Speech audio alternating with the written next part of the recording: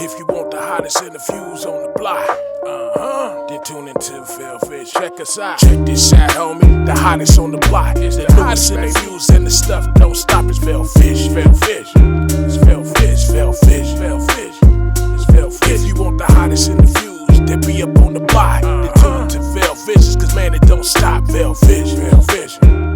Vellhudson. Vellhudson. Vellhudson. What's up? It's your man, comedian Micheals, and wilding on a whole bunch of other shit, but that. It's not about me. It's about Vellhudson Podcast.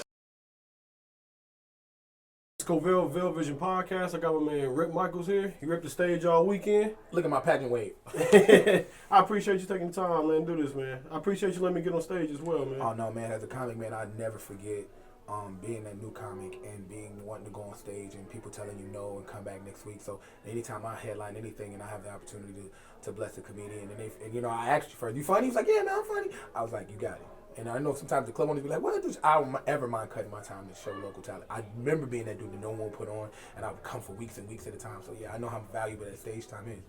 Straight up, I appreciate it. And all right, so how long you been doing it?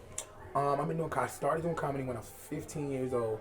Then my mama found out that my daddy girlfriend was taking me around doing comedy.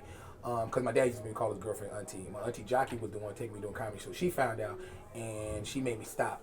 And she started letting me go to the zoo with my Uncle Charles, which was her boyfriend, and started doing stuff like that. So this shit was real? Yeah, that was not a joke. That is 100% the truth. They both real. dead now. Both my parents' exes is dead, so now they're trying to build a healthy relationship. But don't judge me, because my parents are still together for 41 years. So thank you. Straight up. Very much, Mom and Dad. Love you to death.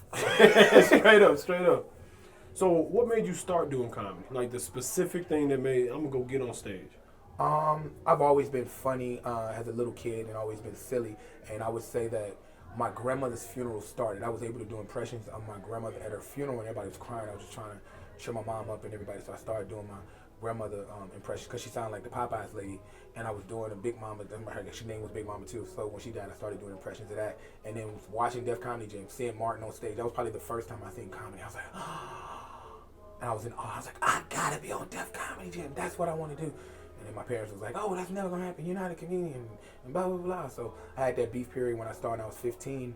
And I used to honestly go to all the comedy clubs, the Click and all that stuff, and all jokes aside, and D-Ray and Corey and all these guys used to put me on stage and make me stand outside, and Damon Williams and Diane Quarter and Cheryl Underwood, they made me stand outside because I wasn't old enough to get into clubs. And I would just only be able to go on when it was my turn to perform. And then after my mom found out, I had to stop doing comedy. I didn't do it again until I was in college. Oh, really? Yeah, I didn't do it again until I was in college. And then I met Dave Chappelle at a comedy club, Wiley's Comedy Club in Ohio. And he was like, if you want to find out if you're famous or want to be funny or not, then you need to move to New York. So I literally, within the next 2 days, I literally got off the Greyhound bus. And I lived in New York homeless for like almost 2 years. Just sleeping on the streets, eating out of trash can. And I say a lot of comics say they're homeless. I'm not talking about when you live in a vehicle. I'm talking about homeless. You didn't even have a vehicle. I have nothing. I'm talking about sleeping in the park, homeless. Not sleeping on somebody's couch, not in between homes. I'm talking about selling Metro swipes, eating out of trash cans, homeless. Because I just wanted to know if my comedy could actually make me funny. And Christina Milian was probably the first person to actually look out for me and put me on. Oh, really? Christina Milian. Yeah. How did that work? I did a show, because when I came to New York, I was like 300-something pounds, because I've always been a fat dude. And I lost so much weight that I almost didn't recognize you. I look like Ja Rule. And I lost so much weight, so my first ever television credit was being on a show called Becoming Wannabes. And Christina's mom just took to me, and she was like, you're just funny, because Christina had to deal with Ja Rule, and she just put me in a movie, and she let me be a warm-up guy, and that's when I got the relationship with MTV and kept working with MTV all these years. So you technically a lifer. You said you started when you was 15? Yeah, man. See, I started when I was But that big break, those 4 or 5 years, that 4-year break, you know, till I got out of college was a big thing. So straight up. So, okay, you said you was out of Chicago, and I was going to ask you, what made you go to New York? But you said it was Chappelle. Definitely Chappelle, man. I'm telling you, when he hit me with that, he's like, man, because I had opened up for him at Wiley's Comedy Club in Dayton, Ohio, because he's from Ohio, and he just popped in and did this crazy guest spot, and this is right when Blue Streak was out, and he was like, you got to move to New York if you find you funny. You'll never know. It's a million clubs. They'll test you funny. And that stuck and resonated with me, and I moved in, and I just took it from there, and oh my God, all the comics didn't know I was homeless, so I used to bring this bag. I had all my clothes, and I used to shower and shave and take baths at Bally's before I go to the comedy club. So I was sitting there. That's how much I lost all the weight, because I would just sit in Bally's all the time, just watching TV and just being on the treadmills, because I had no place to go. I had no home until it was time to do comedy. Word. Yeah. So, as far as one person, is there one person, you said Def Jam, but is there one person that influenced you to like, that's what I'm going to do? It would be, and I know my style is nothing like him, but it would be Martin. And if you look at how Martin on Def Comedy Jam interacts with the crowd, you can see a lot of that in me. You can see that, I'm the energy. The energy, and I always care about my audience. I never wanted to be one of those comics that's stuck in the material and be like, fuck the crowd. I know you've watched me a couple shows. You see I change it up, and I'm always about the crowd having a good time, making sure they have a good time. I'll switch my material around. Sometimes I even come up with whole bits on stage, like the whole Trump thing and the whole other things is me being on stage and just finding out what they want to hear and developing the jokes and going with that tempo. And that's the skill that God has blessed me with, and I always use that to my ability. Okay. But of course, my favorites be Martin, of course, huge Tony Robbins fan, T.K. Kirkland, so many different beasts of that are not superstars that to me are just so freaking funny. Hilariously funny. Cat Williams, big shout out to Cat, huge fan of Cat Williams, funny as hell. Yeah. Well, see, and what I've learned from doing comedy is not just being funny. Yes. It's having to do it, especially in 2021, doing social media, interacting, letting people know about you. You know what I mean? So like that's what I'm struggling with, because like I always say, I should have been born 50 years ago. I just want to tell jokes and go home. But nowadays you got to do a whole bunch of other stuff. You know what I mean? Well, I think that it's. I know a lot of people, older comics wouldn't agree, but it's better now because you create your own lane. And a couple people had to explain to me, like, I've been a person that always created my own lane. When I moved to New York being homeless, and then if anybody tell you, I ran New York for the longest period of time. There is not a comedian in New York that had more rooms than me ever. I used to do 3 or 4 shows a night, and then I would do rooms, and then when Rashid passed, I don't know if you know Rashid Thurman, he do Uncle Dope, he was on Bad Boys of Comedy and Def Comedy. And when he died, I started doing his rooms because they actually, I didn't try to do his rooms or try to take over his rooms. What happened was his brother-in-law and the owners of the club, I was there one night and they were like, oh, everybody's bombing. If you can kill it, we'll give you extra $100. And I was like, oh, okay, cool. And I was like, they bombed, everybody bombed. Of course I'm gonna bomb too. And then I was able to do that, and then a couple other clubs, and then they came to me and approached me and said, will you take over Rashid's rooms? And when I got his rooms and my rooms, you couldn't come to New York without seeing me. I had the entire run. And I always gave half the proceeds to his family the entire time I did that. So I just, because Rashid was such a real dude. Rashid is such a real dude. So many people helped me in New York. Kareem Green looked out for me. That was the first person to let me sleep on his way bitch in Queensbridge project. So it's just been a struggle. But creating your own energy, to go back to what you said, is what it's about. And I think that there's no more, back in the day it was just, what you were trying to do is like, oh, somebody discovers you, and next thing you know, you're in Beverly Hills Cop. A white person just sees you in the club like, hey, you're the one. Whether you're funny or not, just put you on there, and they put you on this pedestal, and they make all people follow you and put the machine behind you. Now, you have the ability to actually be your own business. And I think that's great. Okay. I think that's great. No, it is. Being busy, like doing Wild and Out, doing other TV shows, movies, or whatever like that. How is it that you're able to find the time to, or what's the process of still being able to write? Making writing and comedy your first thing. Well, I mean, comedy is a passion of mine. So I'm a student of comedy first. So writing and developing new jokes is what keep me going in it, trying to discover new ways of making people laugh. And it helps me a lot because I write for a lot of comedians. I wrote entire specials for comedians. A lot of people don't know it. I've actually coached a lot of famous comedians and helped them develop that turn actors, turn to comedians. So I've always enjoyed writing. I've always enjoyed writing, whether I'm doing it on stage, and I always like to make myself laugh. I like to actually come up with clever things and just challenge yourself. Yeah, challenge yourself. And then with Wild and Out, it's something we have to do, constantly write jokes because it's a live show. It's a live show. There's whatever happens during the camera is what you see. Yeah. So, and using that lane. And then plus I took a lot of improv classes as well. I went to UCB. And those things help you prepare for that. And then I'm around such great comics, and I look how hard, like, Nick Cannon will work, and like we would Nick on the road and we'll be working on projects, and I'll watch him go from doing a bank seminar to and doing a rap album, and leave from the rap album to go to the comedy club and leave the comedy club and go do his podcast, and then actually go to school, and then after getting out of school go work out, and then go 4 other movies that he's filming all in one day. I watch Nick go not sleep for weeks at a time, and the only time he's sleeping is in the car service, taking him between things. So it made me realize how hard I'm not working.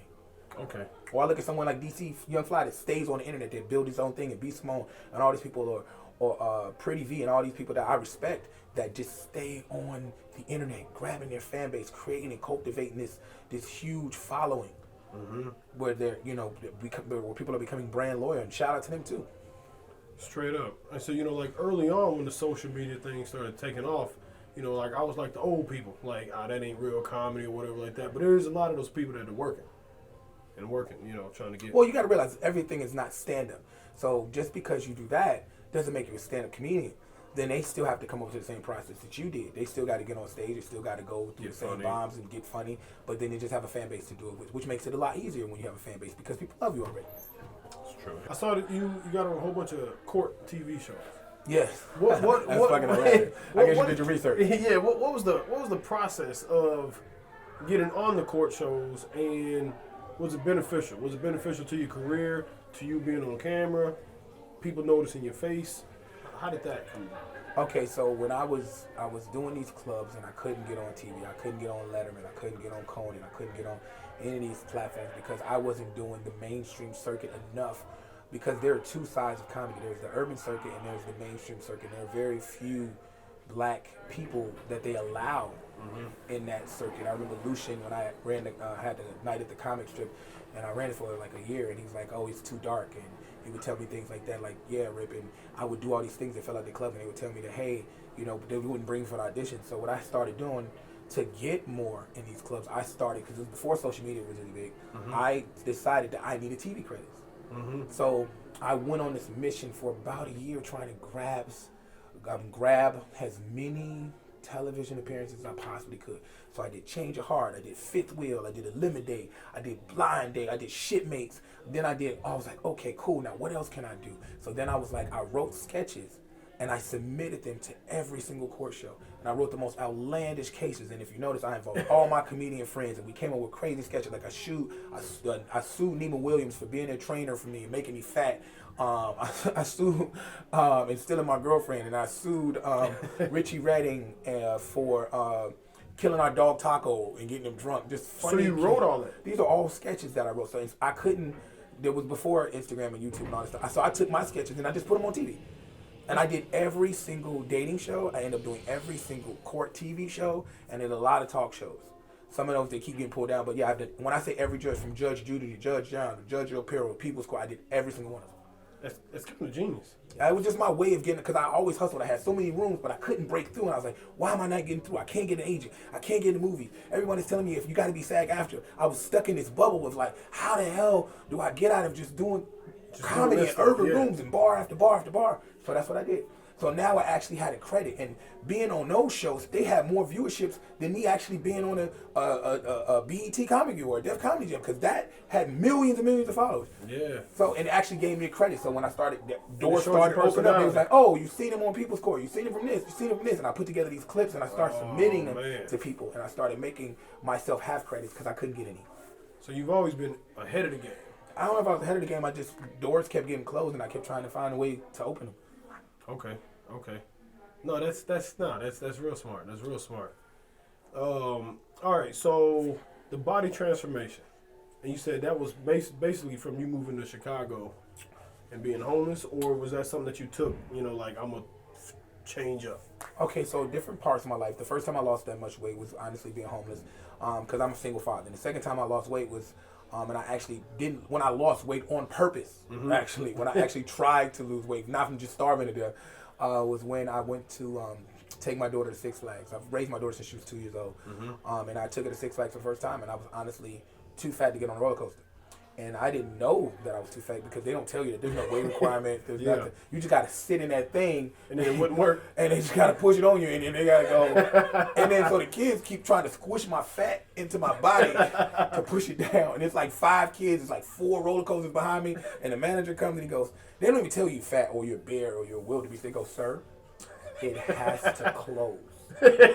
That's a nice way of saying it. And it just registers. And you look at everybody wild, like, look at that fat ass bear. You know goddamn well he's too big for that shit. And I look at the embarrassment on my daughter's face as I have to walk that walk of shame to get off the roller coaster. Does she stay on? Yeah. So she stays on. They lift up all the roller, because for you to get out, they have to lift up all of everybody's fucking thing. So now everybody on the ride is pissed because they're locked in, because they just can't open one. They have to open all of them. It's one switch. So they open all of them and get off the roller coaster. My daughter rides by herself. And she's like, Dad, let's go. And she was like, it was not as fun as I thought it. We can go home.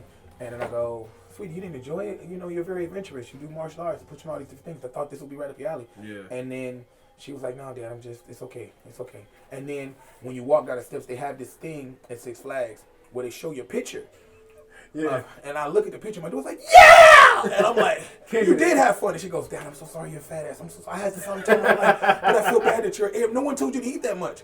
And I was so embarrassed. So I spent the entire day at Six Flags with my daughter, not getting on anything. I think the only ride I could get on was like the Ferris wheel and the cotton candy line.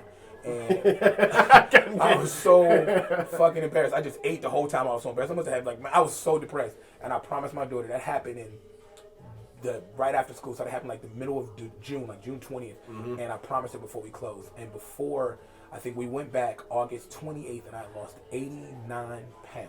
89 pounds. Yes, 89 pounds for my daughter. And then the total thing by then, I lost another 150. But yeah, that did it.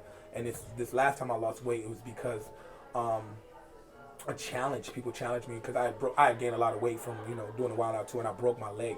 So for a lot of people don't know, for the whole time I was promoting and putting together the Wild Out Tour, my leg was broken. Yeah. I was in a motorcycle accident, so I was literally running around, and I didn't have time to get the surgery. So I literally just had mad air cast on it and different air things to support it, and this big ass boot. That some point, even while I'm a brother, I had it on. It was like, how was he moving so much with the boot on it? And I was just taking Mad Viking and Oxycontin just to move and just dealing with the pain. I dealt with a broken leg so much, I ended up getting blood clots all up and down my body and being admitted to the hospital when I was doing the Nickelodeon Awards, and having to be admitted to the hospital because of blood clots. And then I got treated for that and whatever. But yeah, that's just the journey. So this time when my leg healed from a motorcycle accident, I was able to just transform my body and I did it this time for me. I wasn't doing it, the second time I do it for my daughter. This one was for me to see that I could be healthy again. Because I'm diabetic type 2. I've been like that my whole life. So it's just, I wanted to be healthier. I wanted to be able to participate in more activities. And just that whole year and some change with a broken leg, I was so happy to be active. And I wanted to just transform my body. What I didn't realize is how many people would be touched by that. How many people would DM me and ask me, how did you do that? And please help me. And I've been helping as many people as I can. Yeah. And educating people about how to do it and get it going. And that, I'm sure that helps with energy on the stage and just getting stuff done. No, actually, when I'm fat, I was still moving. You still moving? I was still sexy to me. I will tell you one thing. The only thing that helped with the women change, because beforehand, after the show, I was funny and they go, oh my God, you were hilarious. And now I'm like, what you about to do after this? Go home. And now it changed. Like, what are you about to do after the show? And now I'll be like, go home. Okay. All right, so what is it that gave you you touched on it a little bit. The actual opportunity to get on Wild 'N Out. Did you have to audition? Or did somebody already see that you was funny and say, hey, come on? Well, I did the movie, Love Don't Cost a Thing when they can. So Wild 'N Out first happened, Spanky Hayes, my cousin reached out and said, hey man, you should come and do all these things with us in LA. And I was a single father, I couldn't do it. I couldn't even go out there for it, so I missed that whole opportunity. And then when it came to New York, I was doing so much warm-up. I became the official warm-up guy for MTV for so many years. I was doing every single show that they had. Big shout out to Shadow Holden and all the people at Viacom and Lori from TRL. I mean, I was doing warm-up for TRL. I was doing warm-up for everything that they had. It was a good way to pay my bills. I had the warm-up stuff.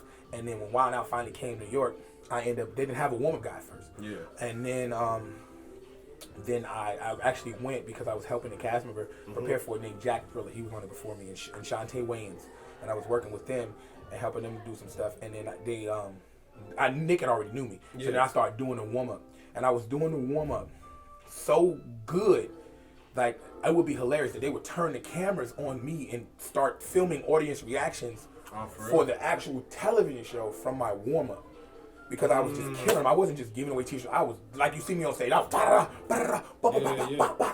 y'all ready for the show? And it was like, yo, who the fuck? What the fuck? And that's what made them let me have an audition. Because I never knew about any auditions. I had no agent. I didn't know nothing. I was the woman guy, and I would ask, and they'd be like, "You're just the woman guy." And then Nick, the executive producer of MTV, was like, "Nick, you got to see this guy and give him a chance." And then Nick was like, "I already know Rip," and I auditioned and got on. They actually gave me an audition. And I remember seeing Nick in the bathroom. He's like, "Well, we got you, man. What you forget? You killed it. You good." Straight up. See, the reason I'm doing this podcast, I like to talk about the process, from here to here, because a lot of people think it's, overnight, or, like you get a viral video and then you go somewhere. I like to talk about the process, You know what I mean? And so, like, being on Wild 'N Out, how does that change the momentum of your career? Big shout out to Nick, man, because I wouldn't have lasted as many seasons of Wild 'N Out if it wasn't for Nick. I have done some of the most outlandish shit in history. Yeah. I think my first episode I did was when I threw powder on the entire cast. And when I tell you they were pissed, they wanted to fight me, it was just like, and then Nick was like, man, they were like, Rip, you can't be throwing powder on people. And I was like, they literally about to fire me. They were like, Rip, you can't throw powder on people. And Nick came in the room out of nowhere and he's like, it was hilarious. I fucking love it. They're going to hate you, but I fucking love it. Keep that shit up. Keep fucking surprising people. That's why I brought you here. You're fucking exactly why I brought you here. You're doing something different. And everybody in the cast was like, we don't like this. I saw the wig one too when you ripped a chick's wig off. Man, I've always trying to do, and Wild 'N Out is kind of like wrestling to me. Everyone has to be a cast member, and meaning that everyone has something that they're memorable for. Yeah. Chico and Carlos, old school rap. DC Young Fly, energetic. Everyone has a character, and if you know me, I'm the prankster of the show. I am the wild guy of the Wild 'N Out. I'll be the Chris Farley of Saturday Night. I am that guy that every season you're gonna see something. I don't know if you've ever seen the one where I pulled the girl's teeth out. This old lady's teeth out and chased them and made Nick kiss them. I've done that. I've put on guys' wig.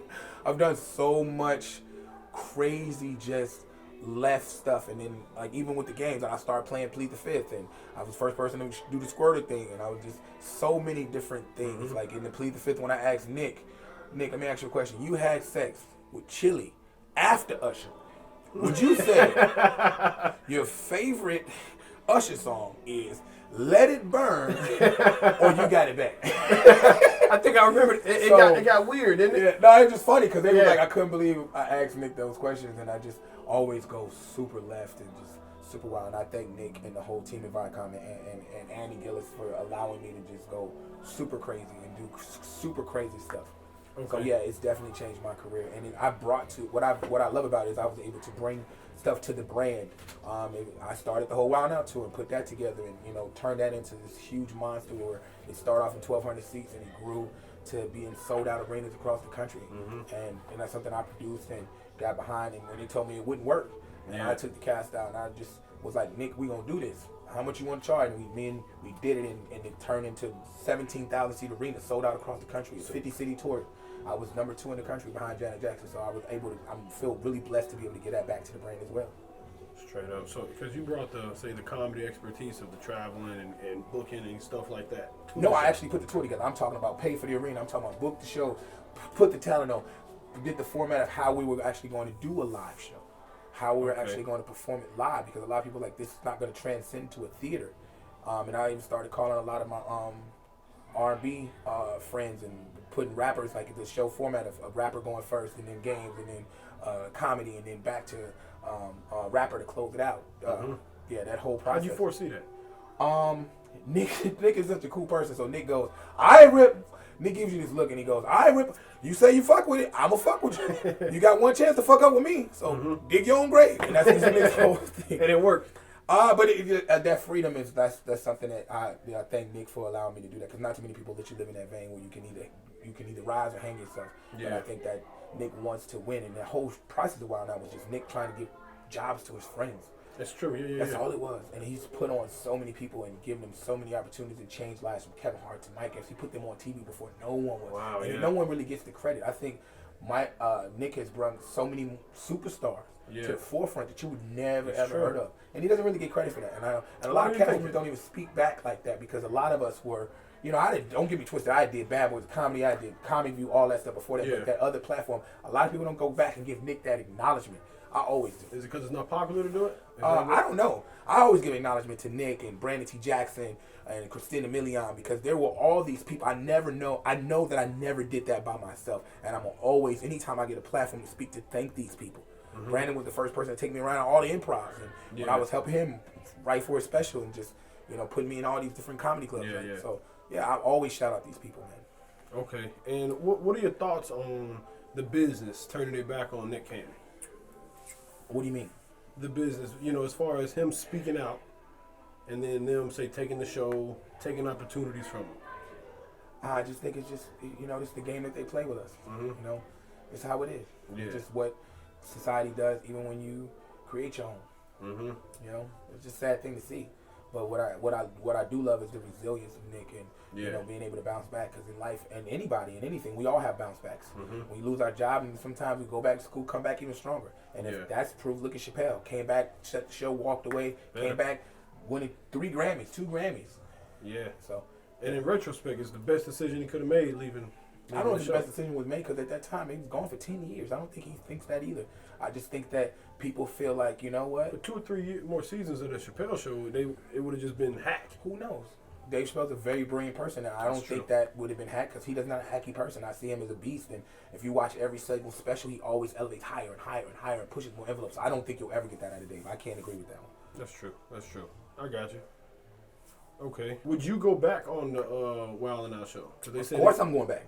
All right, yeah, because they made a big deal of DC Young Fly saying he turned it down. Oh, you talking about when they try to do it without Nick? Yeah. It's coming when it comes back. So he is coming back. Of course, we would never in a million. I can't speak for we, but I would never, even when approached, was like, no, I'm not gonna do it without Nick. There's no purpose. Yeah. There's no purpose. Nick put me on.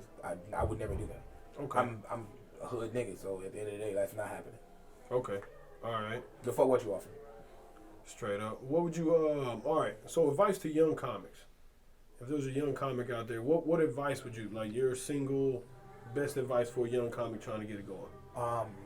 My best advice for a young comic is get it doing is I know it's gonna take us hard, but learn the craft. I think a lot of times people just want to get on stage and they don't read the books. They don't read the comedy Bible, comedy writing secrets, the jokes 101. They don't even know the actual why they're making people laugh. They don't understand setup, premise, punch, or reverse, or double entendres. Read it, because you're up there experimenting. And then I would tell them to take advantage of the social media and the platforms that are out. You don't need anyone to make you famous anymore. You make yourself famous. You control your own destiny. Create your own lane. Create your own lane and do your own business. And remember that it's show business. Mm-hmm. And don't look for a handout. That's what a lot of people are. There is no magical person that's going to say you're great and let me put you on. Those days have changed for us, people of color. Those opportunities are not. There is no more Def Comedy Gym. There is no more Bad Boys of Comedy. There's no more one show that you can get on and change your life anymore. So it's up to you now. And that's sad that we don't have those shows. Wild 'N Out was the last show, the last platform that we had in the Wild Wild West of getting discovered and going to another level. Okay. So create your lane. Create your but lane. Most importantly, know the craft. Understand. Know how to write. Know what a joke is. Know what a setup, a premise, a punch, a reverse.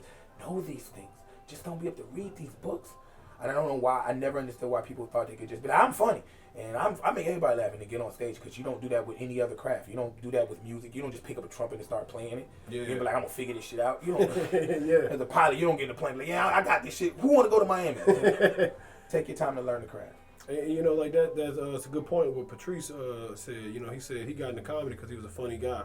And he got into comedy. He said he realized there wasn't a lot of funny people. There was a lot of people smart enough to like learn the business of comedy, but it wasn't a funny business. So you know, like, so okay, all right. So your worst bomb, like the worst show where you know, like, yeah, what was your worst bomb? I think every comic has tons of bombs. I think my worst bomb would have to be I was in college, and what makes that bomb worse? Because normally when you bomb, you get booed. Because I got booed. I'm not going to say the word booed. I'm talking about booed. I come from the generation where they boo people and throw stuff at people. They want to punch you in the face because you ruined their night and they got a babysitter or he just came to jail or he drove with a suspended license. I'm from those comedy days where they don't just look at you quiet. They be like, fuck out of here. Fuck off stage. Fuck, I got a haircut for you. And it's just punch you in your fucking face because you can't bring joy to me. So I was in college and I did a comedy show. And I was on stage with A.G. White and some other comedian. And I went out there and I went to the school. And the guy was like, oh, you should go up because they see me in the comedy club in Chicago. I was like, yeah, cool. I went up. Dude, they booed the shit out of me. And all I said was, what up, y'all? What's going on? And this dude stood up and was like, fuck you, you go here. And I was like... You wasn't prepared to come back from that? No, I was like, yeah, man, show me some love. Fuck love. Boo. We didn't want to see this shit. I never said it. And when I tell you, the whole crowd booed me. Like, it started with the dudes in the back. Then all, like, 900 people were booing me. And I was like, y'all, I'm done. And I was trying to get it. And then what made it worse, the comedian behind me, made fun of my shirt. And I loved the shirt so much. It was my first time having a heel figure shirt. And I thought it was one of those shirts where you like, I'm going to kill him. It was like my Golden Gartrell Cosby Theo shirt. And I had this little checkered Tommy Hilfiger shirt with a little soup stain on it. Yeah. And then nigga said I had a Freddy Krueger sweater on. And told me a big ass picnic table because I was fat too. And he was like, we should just lay his fat ass down and have a picnic on. And what makes that the worst bomb ever is it's not over because I went to school. Oh, you went there so people... Yeah, so every day. That's him. Where's that fucked up shirt at? And I would be trying to talk to girls, and another girl that didn't see the show was like, he's hard, he got booed. Ooh. And he's wearing that same shirt. So you didn't retire the shirt? I spent so much money for the shirt. This is my only Tommy Hilfiger shirt at the time. All right. But after a while, I had to retire. I had to throw it away. I think I waited like another 2 months, and I was like, I can't take it. Every time I wore that shirt, something bad happened to me. I got punched in the face at the liquor store with that shirt. That's when I was like, I can't take it. Fuck you, evil shirt. This is cursed. Straight up. All right. So a couple more. So how big do you want to get? You know, there's. I don't want to get any more weight. No, I was fucking with you. All right, so there's Kevin Hart level, there's mainstream Hollywood, or there's like underground cult following like a Bill Burr. He's getting bigger now, but Bill Burr is fucking huge. It's not a cult following. Bill Burr is fucking huge, a millionaire, so rich. Well, okay, so Bill Burr is like that whole. He's real. I don't understand why you say he has a cult following. He's really, really very. Well, up until about 5 years ago, he was just doing clubs. He was selling out arenas then. This not mainstream because it's type of comedy. So what's another? Hannibal Buress before he blew up. I mean, like a cult. Who's got a cult following? Hannibal has a cult following. I'm saying. No, but that was huge. Yeah, but before he got huge.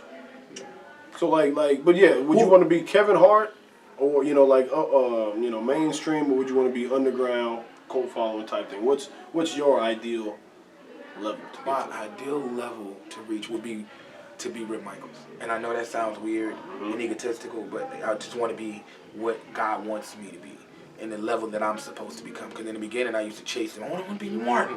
I don't want to be this. And I want to be that. And my only goal when I got into comedy was to get on Def Comedy Jam. I didn't think it got any higher. That's how stupid I was. I was like, once you on Def Comedy Jam, that's it. So I would say that I want to be me and who I become in my lane, because everybody has a different route, and I don't feel like when I hear other people and I listen to other people how they got discovered and where they took it to what I want to be where I'm supposed to be. So I want to be the lane that's meant for me to be with my ability, because sometimes it don't be in my ability. Sometimes it's not how funny I am. Sometimes it's my hustle mixed with my funny. That keeps me here. Like even with this comedy club, like I do a lot of white comedy clubs, and they don't really book black comics unless they're Hannibal Buress or something like that. But then they'll see me perform, they're like, oh wow, he can adjust to any single crowd, and that's because of the way I came up in New York of doing comedy. I would do a white show, then I would do a black show, then I would do an Iranian show, then I would do an Israel show, then I would do a prom show at 12 o'clock, and then I did this huge military tour where I was on 60 bases, 4 aircraft carriers, 2 trained subs, and I was gone. I did every single military base in the world. In the entire world, I did every single military base, and I had to do hours of clean comedy because I was the only comedian. They were just literally putting the mic on the military base and acting battlefield like, go, be funny. Without even advertising, because I did it for AFN, USO, and MWR at the same time. So just all the different things I've had so much success in so many. Yeah. As far as a road comic. So now I guess I'm really just focusing on more film, more TV credits, and getting my social media up and getting more of a huge fan base and working on things like that. Straight up. Okay, and you say you have a show coming up on Food Network. Yes, I have a show that Kevin Hart produced. It's called Urban Eats and Treats. So it's a great show that showcases that we have good stuff to eat. Plus I have the thing I did off the rip with Cardi that we started putting on YouTube now, which is a whole bunch of sketches that me and Cardi did in the very beginning, because I've known Cardi, since the beginning of her career when I used to host all these different strip clubs. So I would do from hosting a strip club to hosting a church. Is just Cardi B. Yeah. Okay. Yeah. Okay. All right. Word. You thought it was Playboy? You thought it was about Playboy Cardi? I was thinking about Playboy Cardi for a second. All right, man. I appreciate you taking the time to talk to me, man. I appreciate you letting me get on stage, man. Man, no problem, man. Of course, man. Thank you so much, man. And I appreciate everything that you're doing, man. Keep up your podcast, man. The fact that you're able to let go of the fact that your uncle touched you when you was little and you got the hat. He had no right, man. Hey, that's not a fact. He had no right. Just because you was cute and you like tight shorts, it's not your fault. You don't learn karate in the basement. I never hung with my uncles and nothing. Don't get mad because you was a cute cousin. Should be flattered. There's gonna be a disclaimer on edited above this thing here. I appreciate the time. Did I go too far? Oh. And you know what? I'm gonna have to keep that on there now. I'm gonna have to keep that on there. You talking about the footage, not your uncle. Man, you don't let it go, man. You can't heal till you let it go. You can't heal till you admit it to them. He still wins if you don't say shit. He's winning right now because you won't speak up. Keep making your Thanksgivings weird. I appreciate it, man. Problem. I appreciate it. Vellhudson podcast. When I tell you podcast, all the exclusive shit, all the stuff you want to hear, all the stuff you need to know, like his jacket is bullshit, he was touched by his uncle. You gonna find that shit out on the Vellhudson podcast. Most of that. Yeah. Most of that's right. Your uncle had no right. Appreciate it, man. No, because he liked to do rape jokes, so... And